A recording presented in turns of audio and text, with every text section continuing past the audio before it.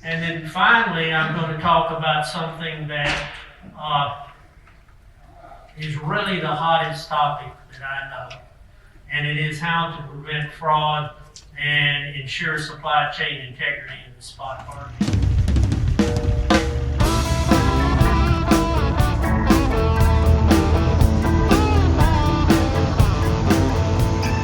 That was the voice of transportation attorney Hank Seaton with the Seaton Husk firm, speaking as part of a presentation he gave at the National Association of Small Trucking Companies annual conference a couple weeks back here in Nashville, Tennessee. Seaton's based here after previously practicing out of the Washington, D.C. area for many years. I'm Todd Dills, your host for this Overdrive Radio edition for November 4th, 2022, where we'll drop you into a conversation with Seaton that I had this week, digging into the details of what he sees as a possible preventive fix to the issue of fraud. Namely, he addresses directly the crime of double brokering when misrepresentation is involved. It can involve carrier and broker identity theft, sure, but more insidious and perhaps more widespread is the presence of authorized carriers and brokerages set up seemingly for the purpose of simply double brokering loads to suck a small amount of money out of what would otherwise be an above-board transaction. The brokers in this scheme misrepresent themselves as carriers to gain access to pickup and delivery details, then broker the freight out to a real carrier for a lesser rate, pocketing the difference. More insidious than identity theft, I'd wager, because everybody gets paid. Yet the illegal presence of fraudulent middlemen ultimately leaches money out of the freight market, distorting freight market averages to an unknown end at the expense of those actually moving the freight. Seaton's presentation at NASTC was geared to stress some things the honest players in trucking can do to prevent this kind of thing from ever happening as he sees it. He calls it a fraud prevention and supply chain protocol that in some ways doubles down on previous practices that had gone by the wayside for a variety of reasons, most having to do with the speed at which spot market transactions have to occur these days and the rush to compete, to book, to deliver. You know, the old school way of doing transportation was the shipper and the carriers were friends. They knew one another. They depended upon each other. There weren't 500 and some odd thousand carriers out here all on the internet competing for the lowest rates. Somewhere along the line, we are now booking freight in the spot market with people we don't know, that we really can't vet. And as a result of that, we're doing a lot of really stupid things. Stupid things in terms of not getting our name on the bill of lading. Stupid things like hiring people to haul 100 shipments when the FMCSA said he's only got one truck. And I'm going to show you how this issue of fraud and supply chain integrity is costing people big bucks, and how in particular it's affecting small carriers who are unable to vet carriers in the spot market effectively. Think of it as re-emphasis of what Michigan-based broker John Asiala shared in an editorial detailing his own experience of a double brokered load that ultimately cost him when the real carrier didn't get paid. Asiala's message: get back to that old way, as much as humanly possible in this day and age, and take the time to know definitively who you're dealing with, whether broker or carrier. Find Asiala's editorial at overdriveonline.com, ran just yesterday, November 3rd. My talk with Hank Seaton addresses that and other procedures to stop these schemes before they ever get started. But before we get started, we'll also hear from Dominic Gonzalez of Antonio & Sons Trucking out of Fresno, California, who details some of his father's small fleet's history stretching back decades now, and a very sharp 2016 Pete 579 the team there showed out in Merced back in June, where I met Dominic. Catch a video detailing the rig at overdriveonline.com/custom-rigs this week. We'll drop in with Gonzalez on site this summer at the A.J. Souza Memorial Truck Show after this word from Overdrive Radio's sponsor. With winter fast approaching, it's time to prepare yourself for the conditions that lie ahead. By adding Howe's Diesel Treat at every fill-up, you can prevent your diesel fuel from gelling in even the coldest temperatures. While it safely removes water, adds lubricity, and prevents deposits, the nation's #1 anti-gel will help protect your engine and provide you with the added power you crave. Backed by the only no-tow guarantee, Howe's Diesel Treat will keep you rolling no matter what weather comes your way. Learn more at howesproducts.com. Howe's. Tested, trusted, guaranteed. That's Howes. Howes. Howesproducts.com. Here's Gonzalez.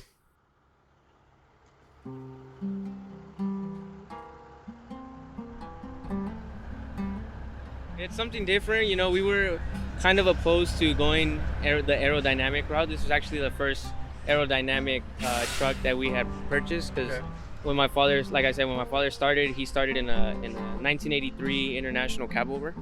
So he was into cab overs, and then he bought an FLD. From the FLD, he just had that one until he bought a 2009 389. He's always been into like the longer hoods, and so this was our first aerodynamic kind of truck. I'm Dominic Gonzalez. I'm the owner's son, which is Antonio with Antonio and Sons Trucking.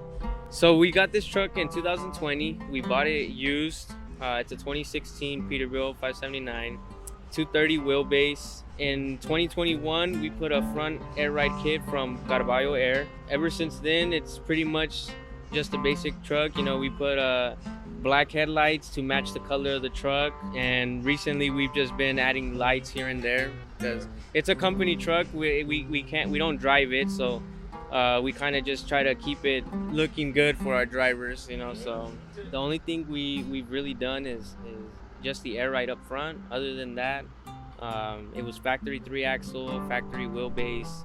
It's a 13-speed Cummins. It's actually a 550 horsepower Cummins, so it's pretty much just a stock work truck, but with the little Antonio and Sons touch, which is the silver and black paint. And my father's been in business for 23 years. We are a company based out of California. Inside California, we move dry van, flatbed, hoppers, and containers to the Port of Oakland. And we usually just home every day, local work. So we're based out of Fresno. That's where my father started, and that's where pretty much everything is running through right now. It started with my grandfather. My grandfather had a truck, and my grandfather actually passed away. And since my father is the oldest son, he got the truck. He started driving at 18, and he got his second truck around 20. And from there, he just started driving with him and his high school buddy. Okay. And from there, they just kept driving. And in 2003, my father got the opportunity to do the loads for an almond hauler. And ever since then, we've been with that same customer, and that customer is usually who asks for all the trailers, like dry vans, flatbeds, and all that. So we do have other customers. We do imports. We do exports for other almond companies as well. Exporting wise, or like general local work, is all almonds. But when we do imports, it could vary from tarps for oranges or tile for houses and things like that. It's pretty funny because like I said, he started off with his high school best friend, and it was just them two. And then 2004, 2005, my grandpa from my mom's side, or my mom's dad, became a driver. So we went up to 3 trucks, and from there they kept it was just them 3 with a lot of sub haulers. And up until about 2015 is when we started to buy a lot of our trucks, and we've just been buying 3 or 4 every year just to keep up with that customer for the almond hauler.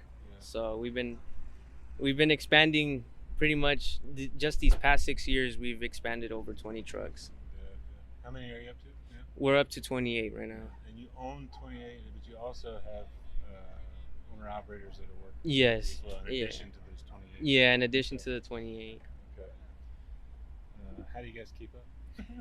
Well, it actually my father, he was actually in charge of the dispatching, and he would drive at the same time. But as time went on, and he would get more growers for the season, he would need more help. So my mom actually was a nurse at St. Agnes in Fresno, and then she retired to help my dad.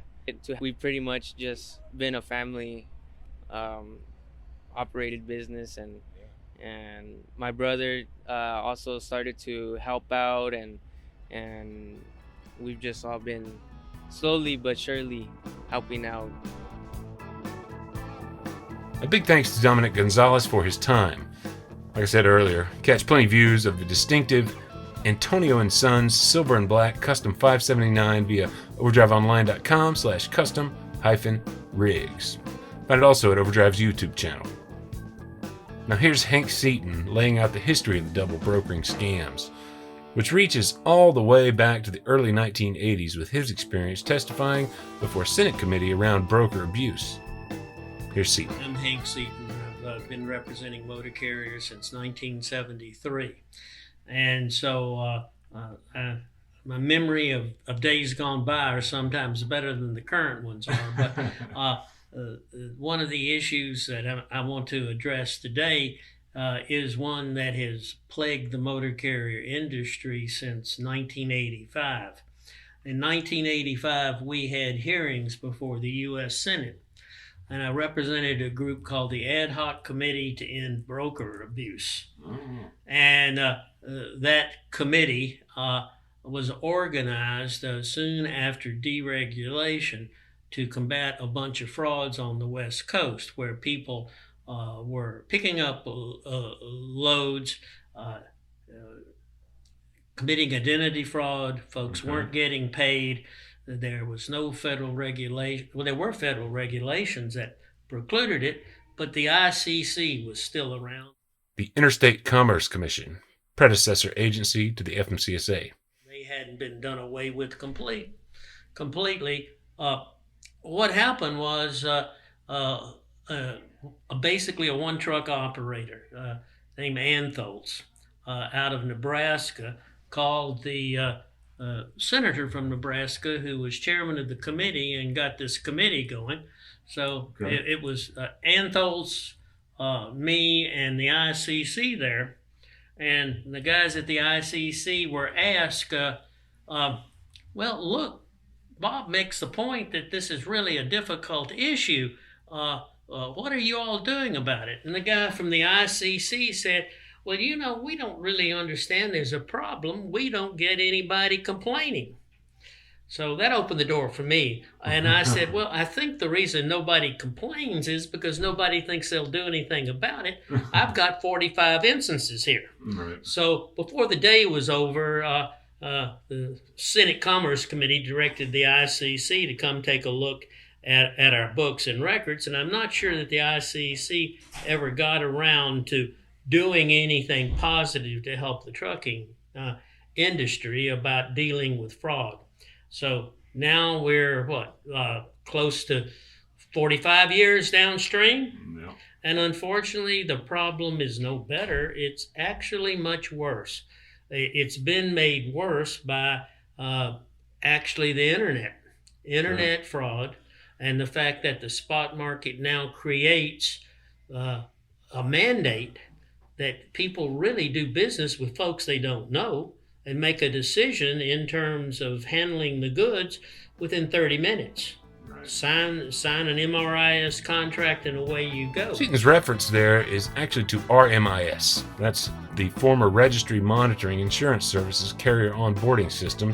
It's now actually Truckstop.com's onboarding outsourcing product for brokers, which indeed markets itself for speed and an ability to partially automate the carrier onboarding process. Actually, during the 80s and 90s, up through about 2005, representing small carriers, which has been a specialty of our firm, took the position very fervently that ultimately the shipper was liable for seeing if the carrier got paid. Right. And that basis and the case law that supported that was based upon the notion that carriers were common carriers and that the bill of lading was applicable. Bill of lading was a contract between a shipper and a carrier, and the middleman was presumed to be the agent of the shipper. Well, frankly, over the period of time, a lot of that changed because they changed the rules, and virtually everything now moves based upon a bilateral contract, and a uniform bill of lading is really never used. But as it's been developed, that old case law that says that somehow the shipper can have to pay twice has allowed to a whole bunch of collection agencies who approaches to find some small carrier who's been hoodwinked and say, assign it to us, we'll take 50% of what we collect, and we'll go upstream and hammer somebody until the debt is paid. So as a result of this problem manifests itself not only in small carriers not getting paid, but the honest broker getting great heat from his customer for the fact that now they got some collection agency wanting $3,000 paid on a load that's been double brokered. Yeah. Double brokered is a term of art that came in with an act about 10 years ago when they increased the bond to $75,000, and it really criminalized, in a way, double brokerage. It said, look, if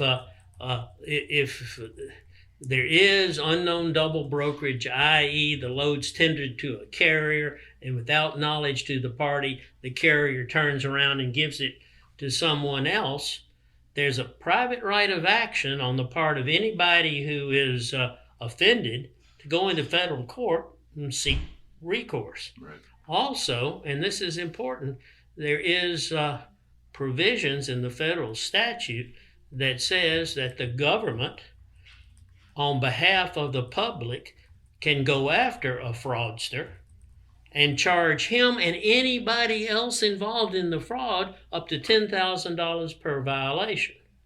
Now, armed with that kind of support, if we had an activist agency, we could certainly make some examples of some of these scams and police the industry.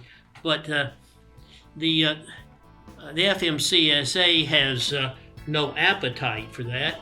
They have a call board where you can report people. I again shared 2 avenues carriers and brokers can follow to report bad actors just last week. Those avenues are the Department of Transportation Inspector General's whistleblower hotline, as well as the FMCSA's National Consumer Complaint Database. Find a link to that story in the show notes and in the post that houses this podcast for November 4th, 2022. Seaton noted the same lack of responsiveness he saw from the ICC way back in the 1980s, though. He sees today, too. Well, and the thing is, when we have filed FOIA with the FMCSA, we've waited as much as a year to get a response. No. So to say that there are any remedies for that is something we need to come up with a better solution. And that solution, and what I'd like to talk about today, is how to prevent fraud and ensure supply chain integrity. Right. And to a large extent, there really needs to be self-help and an agreement between brokers, both large and small, and carriers, large and small, that we are not going to follow the sloppy procedures that are in place, and we're going to catch and prosecute these things. Yeah. Certainly make the case out of it.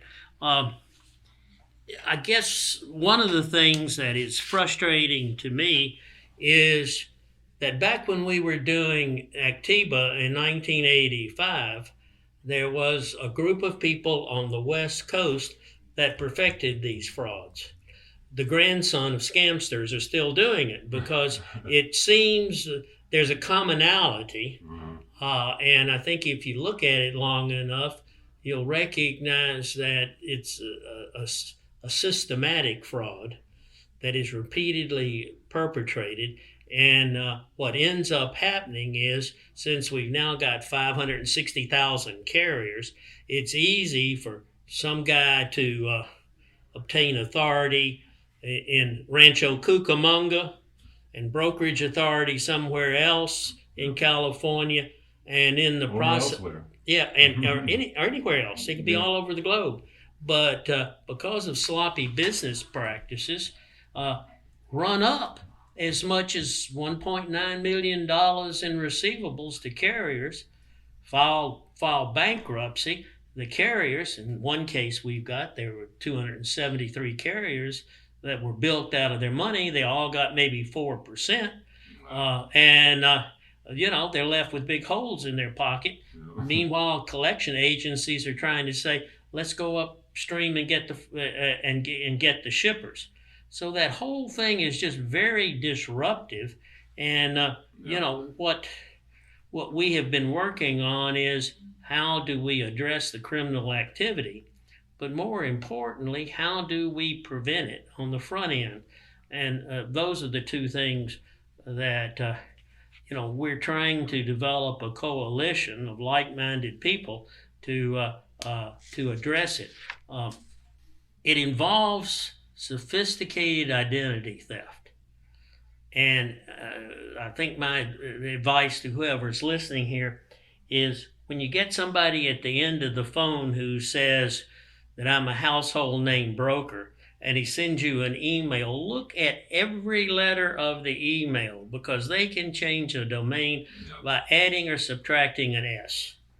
And, some of the major reputable carriers in the country are having their stationery stolen, so that you think you're booking this with a reputable person. Right. But somehow that doesn't occur. And at the presentation I made at NASTIC, I took 3 examples of frauds. In one fraud, 2 very reputable major broker/carriers ended up tendering load to a fraudster who was supposedly a broker. He brokered the loads out to small carriers. The bills of lading at time of pickup did not even show the name of the carrier. All of a sudden, they woke up about maybe 3 weeks later, and realized these loads hadn't been delivered. When they started tracing them, it turned out they were copper wire. And the amount of the scam was over $2.6 million. And fortunately enough, the parties involved were big enough to eat that. But as last I've heard, and we're now 6 months downstream, neither the FBI, the FMCSA, the state police, nobody can find what happened to the copper wire. And it's humorous. If you look at those particular bills of lading, the logo names, I don't want to hammer on those guys. I mean, they were reputable, but they basically had their name on the bill of lading as the respective carrier. And these were brokers. Well, they were carrier/brokers. Okay, so, I mean, you couldn't tell from the bill of lading whether it was the carrier or the broker. But whoever was on the dock was having some dude come in and say, I'm here to pick up pro number 1005 going to Hoppeck, New York, and they put $250,000 worth of copper wire on the truck. Now, what happens is copper wire leaves El Paso, and the fraudster calls to Truck Charlie and says, look, that's been reconsigned. What do I need to pay you to have you take it to Chicago? So all 7 of these loads were reconsigned to an empty warehouse. And that's the last anybody has seen of the product. So any way you slice or dice that's larceny by fraud. Okay? And it's a big ticket. So you can see there how the fraudster works. And you can also see that underlying it is the real problem that the carrier who was supposed to pick this up should have been saying, why are these logo carriers' names on these bills? Yeah, 'cause I'm the carrier. I'm the carrier, Yeah. and there is a law. You don't have to have a bill of lading anymore, but you do have to issue a receipt for the goods. They show the origin, the destination, and the name of the carrier. So I think, and you Todd, you've been in this a long time. From what we can see, well over 2/3, maybe 3/4 of the truckload shipments are picked up and delivered without the name of the pickup or delivery carrier. Yeah, right. And the guy on the dock doesn't have to worry his pretty little head if the guy's got the right number. Well, the first thing in the supply chain protocol, changing this around, is we're suggesting that brokers and shippers put as part of their contract how the cow's going to eat the cabbage and provide that the bill of lading will reflect the name of the authorized carrier, and that the name of the authorized carrier at time of booking will be transmitted to the consignor, so the consignor knows who to expect. Right, right. And similarly, from a carrier's point of view, if you've once been burned by one of these things, you need to tell your truck driver that he's not Hank Seaton. He's Hank Seaton working for Todd's Trucking, and that when he goes in, if Todd's Trucking isn't on the bill of lading, and the bill of lading doesn't say send freight bill to the broker, he's got to well, no, I mean, it'll say, it could say origin consignor, destination, somebody else, but ordinarily in a bill of lading, you got a place to say, is it collect, or is it prepaid, or is it third-party bill to? Yeah. So my advice to the conscientious broker is to direct that the bill of lading be made out so that the broker who's contracted with is shown as send freight bill to X, who's responsible for payment, and that the name of the authorized carrier appear on the bill. Now, this is kind of pitch and catch. Okay, it really is kind of a shame that we've got this kind of fraud going on, and it's so simple. Yeah, all the tools all these things that you're saying are possible to do, like if people would just do them and do them right. Yeah, and you're saying, well, first of all, let's look at how much of this stuff could very well involve produce or foodstuffs, which under FSMA have to have a chain of custody. Yeah. So people start getting sick because ricing's in the rice, and the feds come in and they don't even know who was hauling it. Right. And then when you get over into air freight, you've got TSA requirements. Yeah. So you could have a terrorist handling product. So there are a whole lot of really good reasons for this thing not to come back and hit you. And that's the reason that we have been working on what should be best practices. Right. Some of it goes to proper vetting. Now we all know that for the shipper or the broker, they're really concerned about vetting the carrier to be sure that he's licensed, authorized, and insured and has a good safety rating. Right. Because they're really concerned about someone who's got a bad safety rating being involved in a wreck, and here comes out the up supply chain liability. Well, you can see how the failure to ensure that the vetted carrier makes a pickup is an accident going somewhere to be a reptilian. If the guy that you vetted, let's just say that the guy said that Landstar was coming to get the load, okay, right. And somebody had phonied up Landstar's bills. Well, it ain't Landstar that picks it up, right. And whoever it is hits a school bus. Well, then you know that the repercussions is going to go all the way up the supply chain. Yeah. So at that point, we're not talking about somebody paying a cargo claim for a lousy load of bananas. We're talking about, what could be a $40 million judgment if someone was injured. So this security chain issue is a far more important issue than just possible cargo or identity theft. And so, that's one of the reasons that we think the broker and the carrier needs to go a whole lot further to check out the people they're doing business with. Now, in this protocol and in this presentation that I made, I took what was the best practices that I had seen from shippers and brokers to follow this up.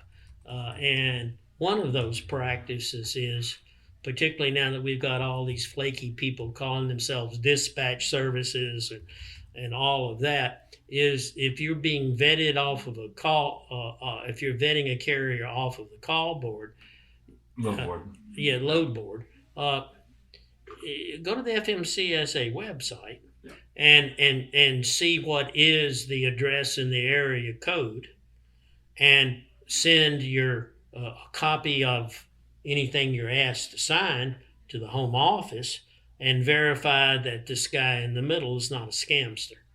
I think that just basically stands to reason as best practices. Other folks do an additional vetting procedure, and I think it makes good sense, and that is, in the protocol, you advise the carrier that you're tendering it to that his driver will be expected to present credentials satisfactory to the consignor, that he is who he says he is, including driver's license. And, if you got high value goods, get you a load jack and throw it in the back so you can trace the shipment down the street. We're working one case in which we've got over 24 folks that have been scammed by an outfit that, if you check the FMCSA website, they show they have only run 60,000 miles, but they're handling freight all over left and right. And when you can't find your freight, they say, well, it's broken down at a truck stop in Montana. So you Google where the truck stop is, and it's the middle of nowhere. I mean, and when the load gets to where it's going, the seal's been broken and resealed. It's obviously been put on the rail and double stacked. Right.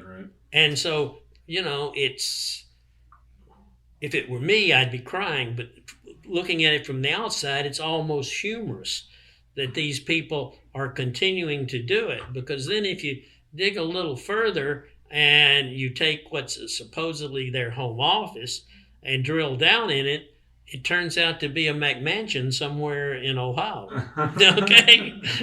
Go a little further and you find out that in that McMansion, you got the terminal of 3 or 4 trucking companies. Yeah, right. So, I mean, truth is stranger than fiction when you start dealing with this. Yeah. And I don't think that there are any statistics that really confirm how awful it is, particularly if you hit a small or a medium-sized carrier.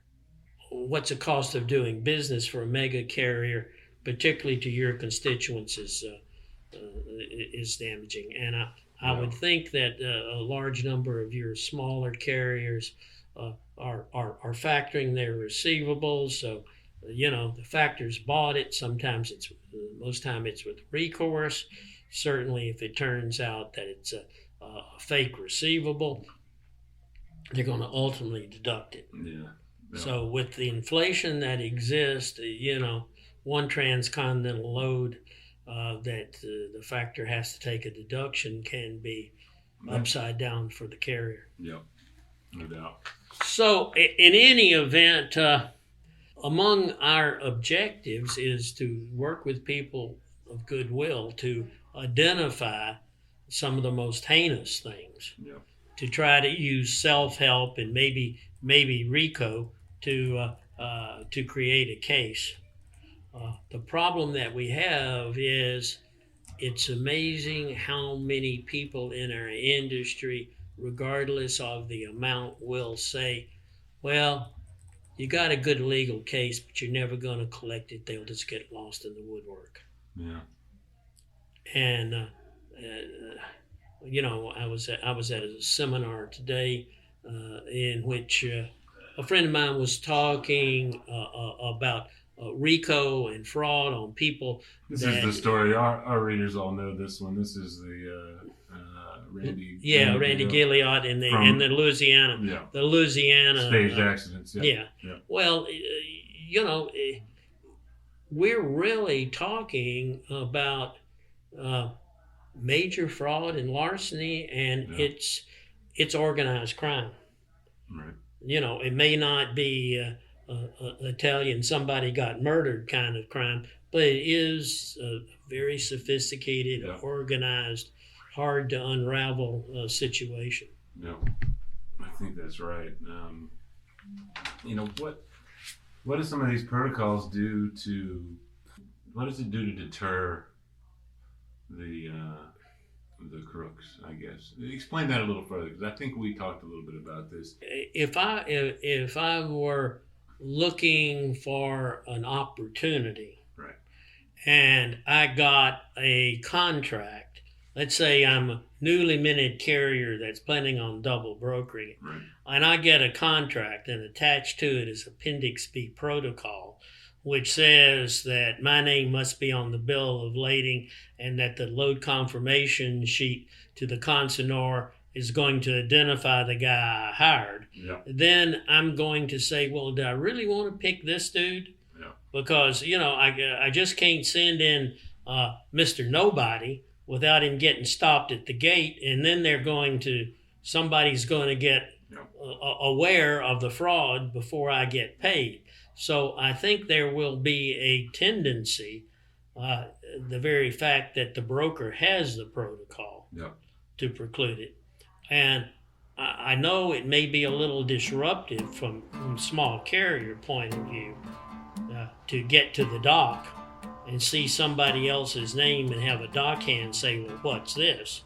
And you just say, hey, look, man, we've been hired to haul this load.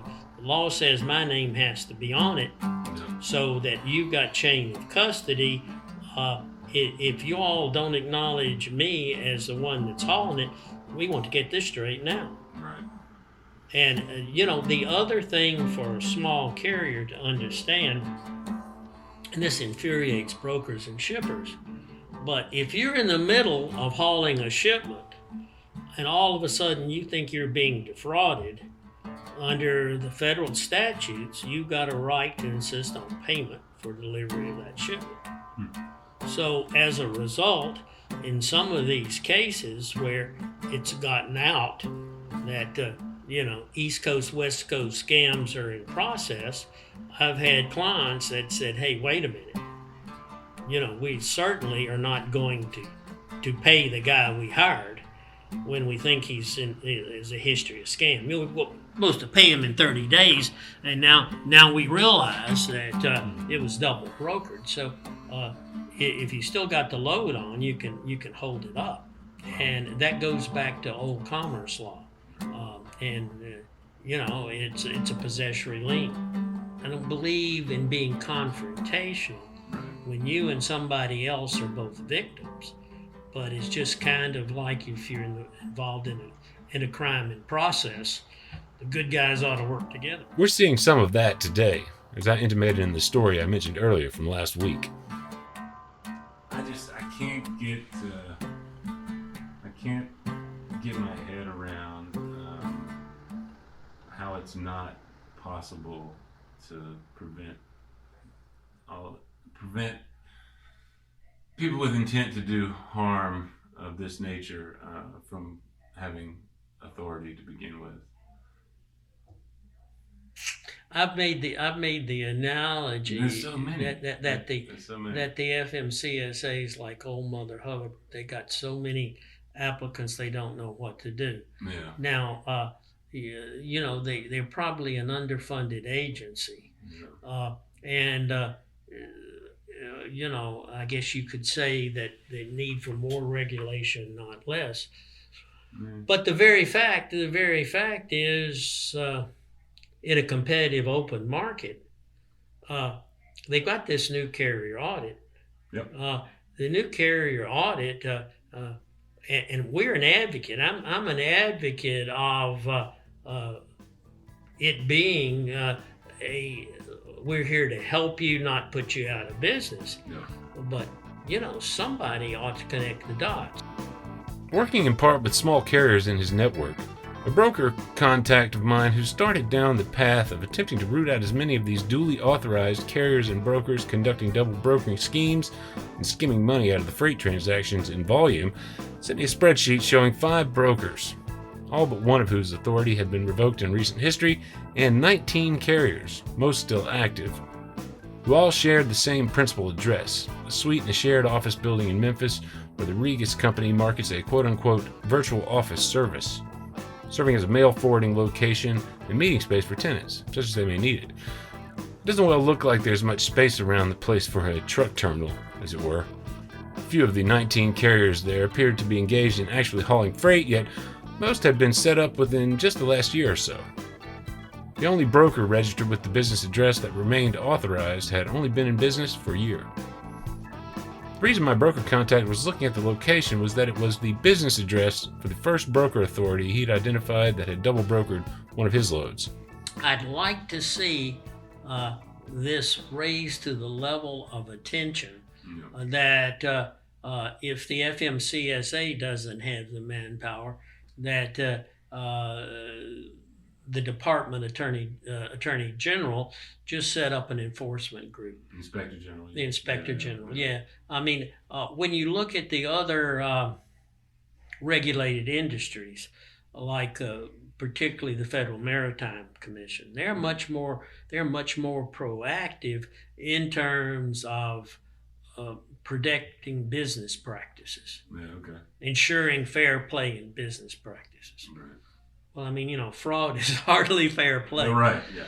And particularly when the National Transportation Policy says that they're to administer these rules as well as safety rules to ensure open and fair competition, then you think that, you hardly ever want to run to the federal government for an answer for something, but at least cooperation in RICO and things like that, because they can get subpoenas to get bank records that a carrier couldn't.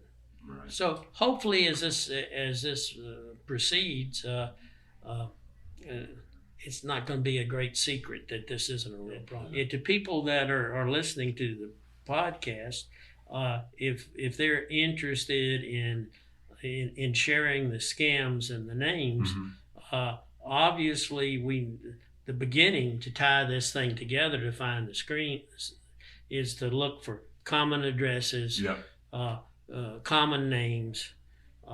You've got to go through the Secretary of State to find out if they even legal. We've seen some that will tell the FMCSA they're incorporated in Pennsylvania. When you track it down, they factored their receivables and the factors in Nevada.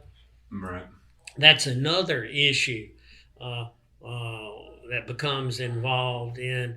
If you run in a factor, he becomes a secured creditor, thinks he's got rights to the receivables.